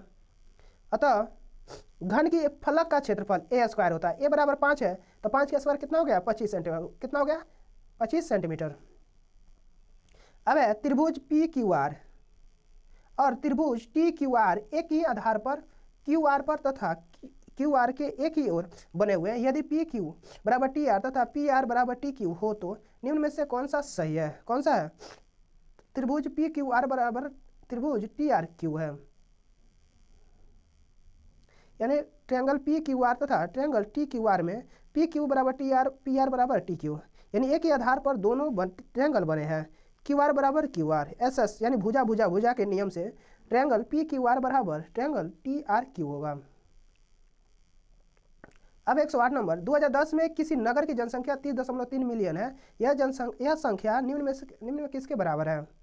किसके है इसके बराबर। कैसे होगा 30.3 मिलियन बराबर होगा 30 लाख 30, यानी इकाई दहाई सैकड़ा हज़ार 10,000 लाख 10 लाख करोड़, यानी 3 करोड़ 30 लाख, यानी 3 करोड़ 3 लाख 3 करोड़ 3 लाख। ठीक है, यानी 1 मिलियन मतलब 10 लाख, तो 30.3 मिलियन हो जाएगा, गुना कर दीजिए। अब है 109, दो संख्याओं का योग 32 है। दो संख्याओं का योग कितना है 32 है। उनमें से यदि एक संख्या -36 हो तो दूसरी संख्या क्या होगी। यानी दो संख्याओं का योग कितना है 32, उनमें से एक संख्या कितना दिया हुआ है -36 दिया है, तो दूसरी संख्या क्या होगी। ठीक है, यानी दो संख्या का योगफल कितना है 32 है। एक संख्या कौन है -36 है, तब दूसरी संख्या x है, तो x प्लस -36 बराबर 32, तो x -36 यानी 36 प्लस कितना हो जाए x बराबर 68, तो दूसरी संख्या बराबर 68 हो जाएगा। अब है 110 number question, x² plus 7x plus 10 और x² माइनस 3x माइनस 10 का एक उभयनिष्ठ गुणनखंड है। क्या है x प्लस 2 है, यानी x² प्लस 7x प्लस 10 का गुणनखंड करने पर x² plus 5x plus 2x plus 10 है। x into x plus 5 plus 2 into x plus 5 x plus 5 into x plus 2 x² minus 3x minus 10 के गुणनखंड करने पर x² minus 3x minus 10 x² minus 5x plus 10x 2x minus 10 x² plus 2x minus 5x minus 10, यानी सब ये समीकरण क्या हो जाएगा x प्लस 2 आएगा। ठीक है, यानी हल करने पर। ठीक है, अब है 111 नंबर क्वेश्चन है, 2 का पावर 10 माइनस 1 निम्न में से विभाज्य है। यानी क्या करेंगे 4 से भाग कर दो, 4 दूना 8, यानी 2 का क्या करेंगे 2 का पावर कितना हो गया, यानी क्या हो जाएगा 2 का पावर 4 दूना 2 गुने 4, 4 दूना 8 प्लस 2। ठीक है, 2 का पावर ये जो लास्ट वाला 2 का पावर 2 कर दो 4, अब क्या कर दो अब -1 घटा दो, कितना हो जाएगा 3, यानी इकाई अंक कितना आ गया 3 आ गया। ठीक है, अब है मुक्त अंत वाले प्रश्नों की पहचान कीजिए। कौन होगा, कोई 5 संख्या लिखिए जिनका घन क्या हो 64 से अधिक हो। कोई भी लिखना अनंत जाएगा, अंत नहीं होगा उसका। चलिए देखते हैं, जैसे कि मुक्त अंत वाले प्रश्न वे प्रश्न होते हैं जिनका कोई निश्चित मान निर्धारित नहीं होता है। इसके एक से अधिक मान स्वतंत्रतापूर्वक लिखे जा सकते हैं, अतः 64 से अधिक घन वाली कोई भी 5 संख्याएं दी जा सकती है। ठीक है, अब है 113 नंबर क्वेश्चन कह रहा है, निम्नलिखित प्रश्नों को पढ़िए, क्या है हल कीजिए इतना को। इस प्रश्न में ब्लूम टैक्सोनॉमी के किस संज्ञानात्मक कौशल पर बल दिया गया है। इसको बल दिया गया यानी विश्लेषणात्मक का बल दिया गया, यानी x plus 1 by 2x plus 3/8 में x का मान ज्ञात करने के लिए छात्र को इसकी विश्लेषणात्मक गणना करनी होगी, जो ब्लूम टैक्सोनॉमी के विश्लेषण तथा संज्ञानात्मक कौशल पर बल देता है। अब है 114 नंबर क्वेश्चन कर रहा है, निबंध प्रतियोगिता के आयोजन में यह निर्धारित किया गया है कि विजेता को 100 रुपये का पुरस्कार मिलेगा और जो प्रतिभागी जीत नहीं पाए उन्हें 25 रुपये का पुरस्कार मिलेगा। कुल पुरस्कार राशि जो वितरित की गई वह रुपये 3000 है। यदि प्रतिभागियों की कुल संख्या 63 है तो विजेताओं की संख्या ज्ञात कीजिए। गणितीय संकल्पना की जांच के अलावा शिक्षक विद्यार्थियों के साथ चर्चा करते हुए इस प्रश्न के माध्यम से किन मूल्यों को विकसित कर सकता है? किसको कर सकता है? यानी सामाजिक मुद्दों पर विचारों को लिखने का विकास नियमित आदत के रूप में किया जा सकता है और निबंध प्रतियोगिता में भागीदारिता के माध्यम से आप अपने विचारों को सार्वजनिक करने के अवसर को भी प्राप्त कर सकते हैं। ठीक है, अब 115 नंबर क्वेश्चन है। एक शिक्षक नीचे दिए गए संकल्पना मानचित्र को पूरा करने के लिए अपने विद्यार्थियों को कहता है, ठीक है, कोण के आधार पर, त्रिभुज, भुजाओं के आधार पर, त्रिभुज जो आता है विशेषताएं जो है सभी कोणों का योगफल दो भुजाओं का योगफल से बड़ा। यानी कक्षा में इस गतिविधि के माध्यम से शिक्षक संकल्पना मानचित्र का प्रयोग कर रहा है।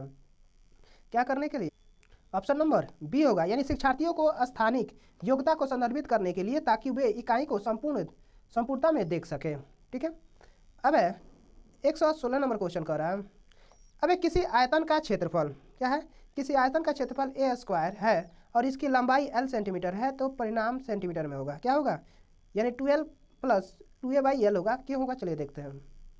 यानी कह रहा है आयतन का क्षेत्रफल दिया है a सेंटीमीटर स्क्वायर, लंबाई क्या है l सेंटीमीटर, तब माना आयतन की चौड़ाई मान लीजिए b सेंटीमीटर। ठीक है, तो आयतन का क्षेत्रफल क्या? लंबाई गुने चौड़ाई, a बराबर क्या? l × b, यानी b बराबर क्या हो गया है? a/l centimetre. प्रश्न अनुसार आयतन का परिमाप बराबर कितना दिया है? 2 × लंबाई प्लस चौड़ाई। आयतन का परिमाप क्या होता है? 2 × लंबाई प्लस चौड़ाई, तो मान रखने पर क्या हो गया? 2l + 2a/l centimetre. ठीक है, अब अगला क्वेश्चन, यदि किसी वृत्त की परिधि 3 सेंटीमीटर है तो इसका क्षेत्रफल सेंटीमीटर स्क्वायर में है। क्या होगा?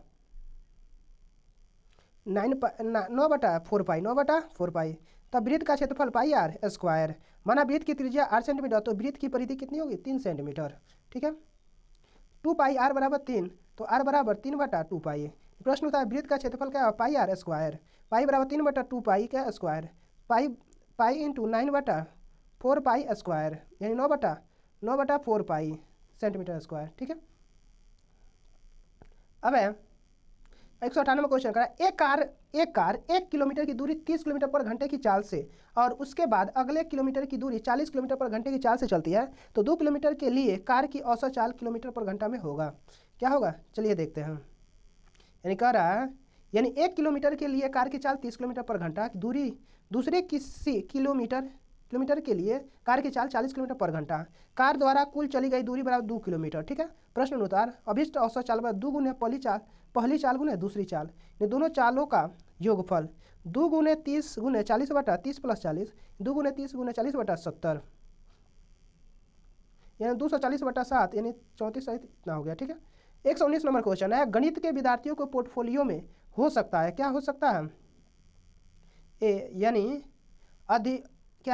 अधिन्यास कार्य को रिकॉर्ड, कार्यपत्रक, गणित प्रयोगशाला की गतिविधियों के रिकॉर्ड, किसी भी गणितीय मॉडल पर राइट अप, गणितीय पोस्टर और कार्ड्स, किसी भी नई प्रकार की समस्या जिसका हल खोजा गया अथवा सामान्यीकरण किया गया है आदि।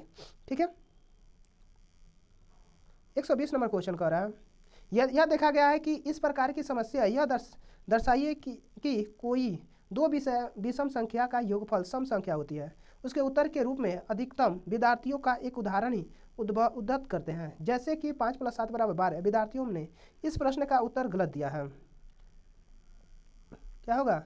यानी कह रहा है विद्यार्थियों ने कक्षा में कथन के लिए तार्किक प्रमाण नहीं सीखा है। यानी कहने का अर्थ है विद्यार्थियों ने उदाहरण के रूप में 5 + 7 = 12 जैसे उदाहरण को लेकर केवल यह प्रभाव देने में कोशिश की है कि दो विषम संख्याओं का योगफल सदैव सम संख्या होती है, क्योंकि वे उससे तार्किक प्रभाव को नहीं समझ सके।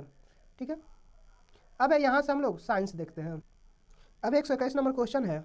दीर्घरोम के संदर्भ में निम्नलिखित कथनों का अध्ययन कीजिए। क्या होगा? Option number A, C, D। ठीक है, यानी पहला है ये अंगुली के समान उभरी हुई संरचनाएं होती है। ठीक है, अब है इनमें महीन छिद्र होते हैं जिनसे भोजन आसानी से गुजर सकता है। डी है इनमें सूक्ष्म रुधिर वाहिकाओं का जाल फैला रहता है जो इनके पृष्ठ के समीप होता है। ठीक है, चलिए अगला क्वेश्चन देखते हैं। आगे इसी में जानते हैं इलियम। इलियम दीर्घ रोम में उंगली के समान उभरी हुई संरचनाएं पाई जाती है तथा इनमें बहुत हल्के छिद्र जिससे भोजन गुजरता है तथा उसमें सूक्ष्म रुधिर वाहिकाओं का जाल बिछा होता है जो इनके पृष्ठ के समीप होता है। अब 122 नंबर है, विज्ञान की कक्षा में निम्नलिखित गतिविधियों में से किसका सबसे कम शैक्षिक मूल्य है? किसका है? डिजाइन बनाना। क्या है? डिजाइन बनाना। विज्ञान की कक्षा में डिजाइन बनाना सबसे कम महत्वपूर्ण है, जबकि वैज्ञानिक सिद्धांत पर चर्चा करना, मॉडल का निर्माण करना एवं सरल प्रयोगों के बारे में पढ़ना विज्ञान की दृष्टि से अति महत्वपूर्ण है। अब 123 नंबर क्वेश्चन है, निम्नलिखित में से कौन से कथन प्रकाश संश्लेषण के संदर्भ में सत्य है? कौन सा होगा? यानी इसमें होगा सी डी, यानी ए बी कौन होगा? यानी इस प्रक्रिया में सौर ऊर्जा रासायनिक ऊर्जा में परिवर्तित करता है। इस प्रक्रिया में जो सौर ऊर्जा है वो रासायनिक ऊर्जा में क्या करता है? परिवर्तित करता है। प्रकाश संश्लेषण जो CO2 होता है, H2O का उपयोग किया जाता है। ठीक है, जैसे होता है इसका फार्मूला, यानी प्रकाश संश्लेषण एक जैव रासायनिक प्रक्रिया है जिसमें पौधे वायुमंडल में उपस्थित CO2 को ग्रहण करते हैं और O2 को छोड़ते हैं। जैसे 6 CO2 + 6 H2O सूर्य का प्रकाश प्रहरित, यानी 6C6H12O6 प्लस 6 O2 छोड़ते हैं। ठीक है, अब 124 नंबर क्वेश्चन है, भोजन में पाचन में शामिल जटिल प्रक्रिया का सही क्रम क्या है? क्या है? चलिए आगे देखते हैं। ऑप्शन नंबर डी होगा, यानी अंतर्ग्रहण, पाचन, अवशोषण, स्वांगीकरण और निष्कासन। अंतर्ग्रहण, पाचन, अवशोषण, स्वांगीकरण और निष्कासन। ठीक है, अब यानी चलिए इसके बारे में जानते हैं। भोजन पाचन की सही प्रक्रिया, अंतर्ग्रहण, पाचन, अवशोषण, स्वांगीकरण और निष्कासन। अंतर्ग्रहण यह भोजन पाचन प्रक्रिया का पहला पड़ाव है, जिसमें सबसे पहले भोजन मुख गुहा में अंतर्ग्रहण होता है। अब पाचन वह क्रिया है जिसमें भोजन को यांत्रिक और रासायनिक रूप से छोटे छोटे घटकों में विभाजित कर दिया जाता है। ठीक है, और अवशोषण जो होता है, इसमें पचे हुए भोजन का आंत की भांतियों द्वारा शोषण होकर यह रुधिर द्वारा शरीर के विभिन्न अंगों में पहुंच जाता है। अब स्वांगीकरण। क्या है? स्वांगीकरण पचे हुए भोजन के कोशिकाओं द्वारा उपयोग को स्वांगीकरण कहा जाता है। अब निष्कासन, इसे पचा हुआ भोजन जब मल के रूप में शरीर में से बाहर निकलता है तो इसे निष्कासन कहा जाता है।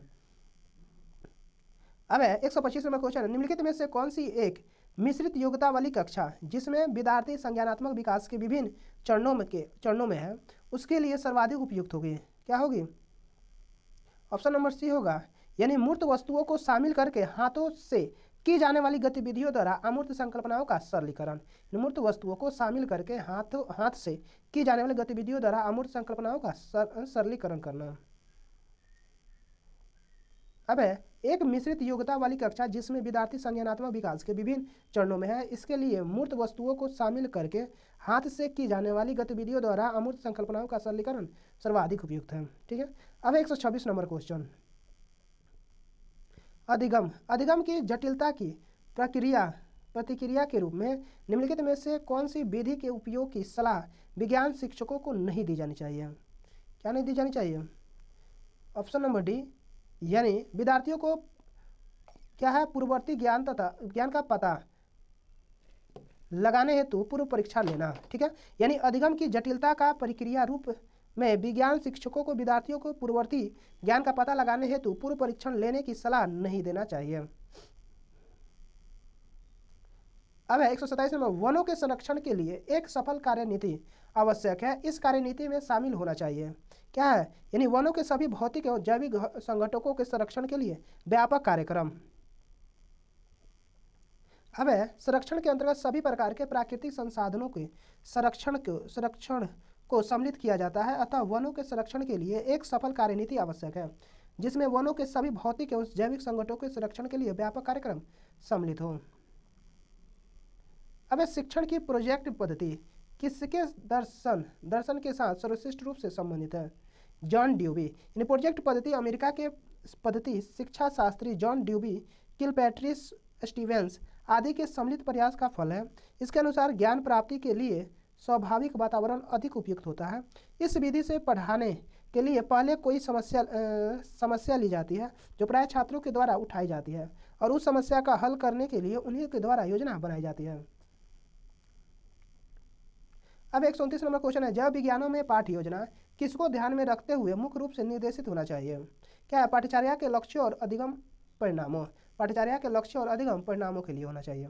जब विज्ञान में पाठ्य योजना पाठ्यचर्या के लक्ष्य और अधिगम परिणामों को ध्यान में रखते हुए मुख्य रूप से निर्देशित होनी चाहिए। अब 130 नंबर क्वेश्चन है, विद्यार्थियों को अभिप्रेरित करने के लिए शिक्षक निर्देशन का आयोजन करता है, लेकिन निर्देशन का अपेक्षित परिणाम नहीं आ पाता, शिक्षक के लिए सर्वश्रेष्ठ सलाह है। क्या है? क्या है? ऑप्शन नंबर सी होगा, यानी निर्देशन को रोकना और उसे दोबारा करना। निर्देशन को रोकना और उसे क्या है? दोबारा करना। यानी इस स्थिति के लिए शिक्षक निर्देशन को रोककर पुनः उसे दोबारा शुरू करें, जिससे छात्रों को सही दिशा में अभिप्रेरित किया जा सके तथा जिसके उपरांत वो उसे सीख सके। अब 131 नंबर क्वेश्चन है, भारी बोझा उठाने वाले कुली सदैव ही अपने पास एक लंबा कपड़े का टुकड़ा रखते हैं। अपने सिर पर बोझ को रखने से पहले वे इस कपड़े को गोल चक्की की आकृति में लपेट कर अपने सिर पर रखकर फिर उस बोझ को रखते हैं। ऐसा करके यानी अपने सिर से बोझ को संपर्क क्षेत्र को बढ़ा लेते हैं। यानी अपने सिर से क्या करते हैं? संपर्क क्षेत्र को बढ़ा लेते हैं। यानी कहने का अर्थ है, कुली अपने साथ लंबा कपड़ा इसलिए रखता है ताकि भार उठाते समय उसको अपनी सिर पर रख सके। भार के नीचे है, जिससे भार और सिर के बीच की दूरी बढ़ जाती है, जिससे भार का वजन कम महसूस होता है, क्योंकि क्षेत्रफल बढ़ने का दाब घटता है। क्षेत्रफल बढ़ेगा तो दाब क्या होता है? घटता है। अब 132 नंबर क्वेश्चन, सितारा बजाने से पूर्व कोई सितारा वादक सदैव ही सितारे की डोरी को तनाव को समायोजित करता है और उसे उचित प्रकार से झंकृत करने का प्रयास करता है। ऐसा करके सितार वादक समायोजित करता है, क्या करता है? सितार की डोरी का तारतम्य, क्या करता है? सितार की डोरी का तारतम्य को बढ़ाता है। ये सितार बजाने से पूर्व कोई वादक सदैव ही सितार की डोरी के तनाव को समायोजित करता है, वह उस सितार की डोरी का तारतम्य सही करता है, क्योंकि तारतम्य जितना अधिक होता है आवाज़ उतनी ही मधुर होगी। तारतम्य डोरी की आवृत्ति पर निर्भर करती है। यानी आवृत्ति पर क्या हो गया? 1/12 इंटू √T/m, जहाँ T डोरी की तनाव बल है। अब है 133 नंबर क्वेश्चन, जब उच्चतर कक्षा में बच्चे शोध कार्य करते हैं तो शिक्षक को जिस मुख्य समस्या से जूझना पड़ता है वह क्या है? यानी बी, यानी बच्चों को नकल करके विश्वकोशों और पुस्तकों से शब्दकोश उतारने से रोकना एवं प्रभावी तरीके से उनका मार्गदर्शन करना होता है। जब उच्चतर कक्षा में बच्चों को शोध कार्य करते हैं तो शिक्षक को जिस मुख्य समस्या में जूझना पड़ता है वह है बच्चों को नकल करके विश्वकोश और पुस्तकों से शब्दकोश उतारने से रोकना, प्रभावी तरीके से उनका मार्गदर्शन करना होता है। अब 134 नंबर क्वेश्चन, आहार नाल का वह कौन सा भाग है जो यकृत से पित्त रस ग्रहण करके इसे पित्ताशय में संग्रहित करता है? कौन है? अग्नाशय। कौन है? अग्नाशय। आहार नाल का वह कौन सा भाग है जो यकृत से पित्त रस ग्रहण करके इसे पित्ताशय में संग्रहित करता है? कौन है? अग्नाशय। आहार नाल का अग्नाशय वह भाग है जो यकृत से पित्त रस ग्रहण करके इसे पित्ताशय में संग्रहित करता है।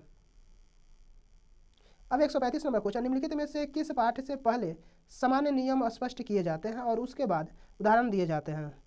निगमनात्मक पाठ। क्या होता है? निगमनात्मक पाठ होता है। किसी पाठ को निगमनात्मक विधि से पढ़ाते समय सर्वप्रथम विषय वस्तु से संबंधित सामान्य नियम स्पष्ट किए जाते हैं, उसके बाद महत्वपूर्ण उदाहरण प्रस्तुत किए जाते हैं। उर्वरकों में उपलब्ध फसलों के लिए पोषक है, क्या है? नाइट्रोजन, फास्फोरस और पोटेशियम। ठीक है। अब 137 नंबर क्वेश्चन देखते हैं, विज्ञान में पाठ्यचर्या योजना के विषय में निम्नलिखित में से कौन सा सर्वाधिक उपयुक्त है? कौन सा उपयुक्त है? ऑप्शन नंबर बी होगा, यानी पूर्ण अधिगम पर निर्मित करने के लिए प्रत्येक पाठ के विशिष्ट अधिगम उद्देश्य की योजना बनाने के लिए की जाती है। यानी कह रहा है वही है बात, वही है, क्वेश्चन छाप दिया। अब 138 नंबर क्वेश्चन है, व्यायाम के पश्चात कभी कभी हमारी पेशियों में क्रैम्प आते हैं, खिंचाव उत्पन्न हो जाते हैं, इसका कारण क्या है? यानी पायरुवेट का लैक्टिक अम्ल में परिवर्तित हो जाता है। जो पायरुवेट होता है क्या होता है? लैक्टिक अम्ल में परिवर्तित हो जाता है। कह रहा है व्यायाम के पश्चात कभी कभी हमारी पेशियों में क्रैम्प आते हैं, खिंचाव उत्पन्न हो जाते हैं, इसका मुख्य कारण मांसपेशियों में ऑक्सीजन की कमी, जिसके फलस्वरूप ग्लूकोज लैक्टिक अम्ल में परिवर्तित हो जाता है। ग्लूकोज जो होता है क्या होता है? लैक्टिक अम्ल में परिवर्तित हो जाता है। अब है 139 नंबर क्वेश्चन, कह रहा है 5 kg द्रव्यमान का कोई पिंड किसी चिकने घर्षण रहित क्षैतिज पृष्ठ 10 मीटर पर सेकंड की नियत वेग से फिसल रहा है। इस पिंड को इसी वेग से गति करने के लिए आवश्यक बल क्या होगा? क्या होगा? ऑप्शन नंबर सी होगा 0 न्यूटन। यानी कहने का अर्थ है प्रश्न में दिया गया है m बराबर 5 kg, ठीक है, v बराबर 10 मीटर पर सेकेंड। चूंकि पिंड का वेग है त्वरण बराबर 0 है, f बराबर m है, यानी 5 गुने 0 बराबर 0 न्यूटन। अर्थात घर्षण रहित तल पर नियत वेग से गतिमान पिंड की गतिशील रहने के लिए बल f बराबर 0 की जरूरत नहीं पड़ेगी। अब 140 नंबर क्वेश्चन है, निम्नलिखित में से पाचन तंत्र के भागों के उस सही समुच्चय को चुनिए जो कई पाचन कार्य नहीं करते हैं।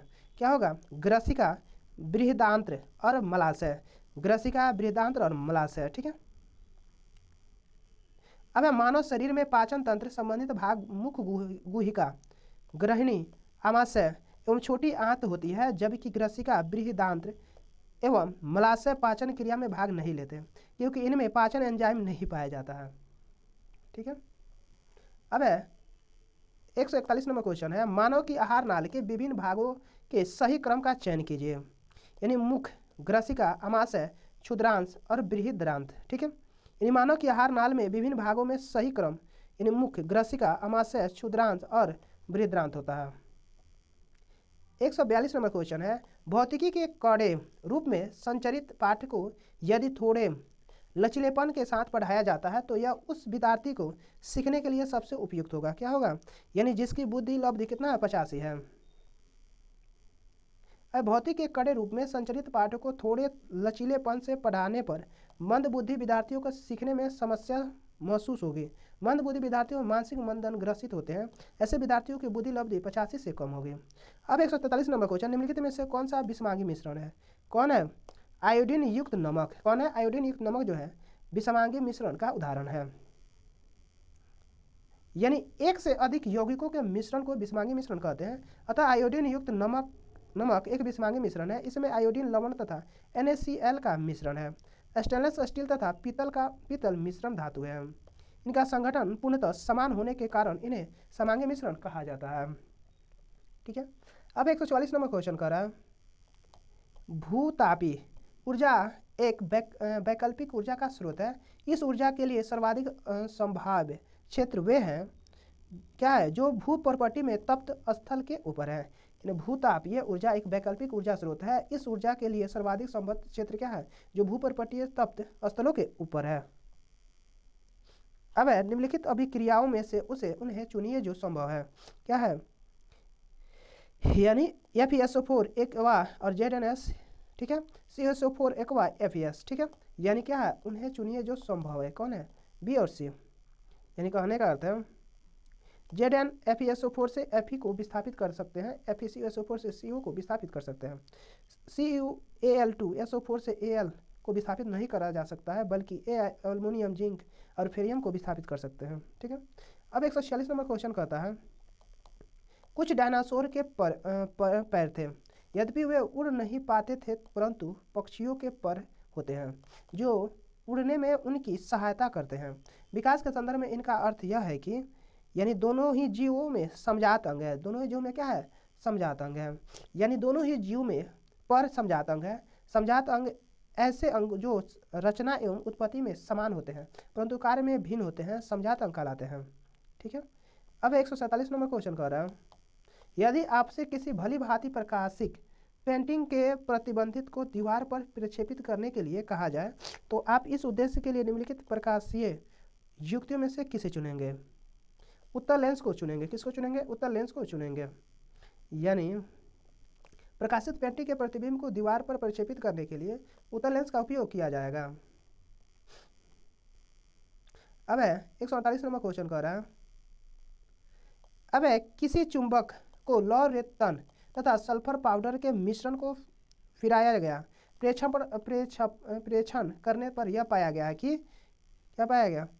यानी प्रेक्षण पर केवल लौह रेतन ही समान रूप से चुंबक के दोनों ध्रुवों की ओर आकर्षित होते हैं। केवल लौह रेतन ही समान रूप से चुंबक के दोनों ध्रुवों पर क्या होते हैं? चुंबक आकर्षित होते हैं, ठीक है। अब 149 नंबर क्वेश्चन कर रहा है, नीचे सारणी में किसी यात्रा के विभिन्न समयों पर आयोडोमीटर के पाठ्यांक दिए गए हैं। समय है आयोडोमीटर का पाठ्यांक किलोमीटर में, ठीक है। अब है 8 बजे 6640, 8:30 में 6658, 9 बजे 6676 और 9:30 में 6694 और 10:10 में 6712। तो वाहन की मीटर प्रति सेकेंड में चाल है। चलिए देखते हैं कैसे। यानी ओडोमीटर के पाठ्यांक से ज्ञात होता है कि यात्रा आधा घंटा में 18 किलोमीटर की दूरी चल जाती है, ठीक है। अतः वाहन द्वारा आधा घंटा या 1/2 घंटा या 1800 सेकेंड में चली गई दूरी होगी 1800 गुने 1000, 18 गुने 1000, 18,000 मीटर, ठीक है। चाल बराबर दूरी बटा समय 18,000 बटा 1800 यानी 10 मीटर पर सेकेंड। कितना होगा? 10 मीटर पर सेकेंड, ठीक है। अब 150 नंबर क्वेश्चन कर रहा है, निम्नलिखित में से 3 धातुओं के एक ऐसे समूह का चुनिए जो मुक्त अवस्था में पाई जाती है। कौन है? सिल्वर, गोल्ड और प्लेटिनम। कौन है? सिल्वर, गोल्ड और प्लेटिनम, ठीक है, जो क्या होती है? मुक्त अवस्था में पाई जाती है। यहाँ पे हमारा 150 क्वेश्चन समाप्त हुआ। Thank you for watching. Like, share और सब्सक्राइब प्लीज। लाइक और सब्सक्राइब और साथ में एक कमेंट जरूर करिए। Thank you.